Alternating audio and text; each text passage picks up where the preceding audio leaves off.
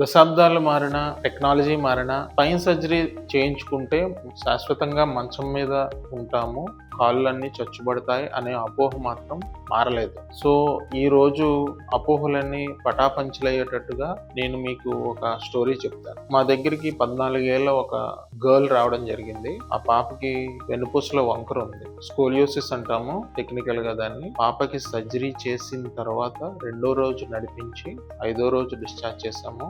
3 నెలలకి తన బైసికల్ నడపడం మీరు ఈ వీడియోలో చూడొచ్చు. ఈ వీడియో ఈ టైంలో షేర్ చేయడం ఎందుకంటే జూన్ అనేది స్కోలియోసిస్ అవేర్నెస్ మంత్. సో ఈ వీడియో చూసే కూడా మీ నైబర్స్ మాటలు విని, లేకపోతే మీ ఫ్రెండ్స్ ఎక్కడో చెప్పిన స్టోరీ విని మీ అపోహల్లో బతుకుతారా, లేకపోతే రియాలిటీకి వచ్చి మీకున్న ప్రాబ్లమ్ ని ఎర్లీగా సాల్వ్ చేసుకుంటారా అనేది ఆలోచించుకోండి. Thank you.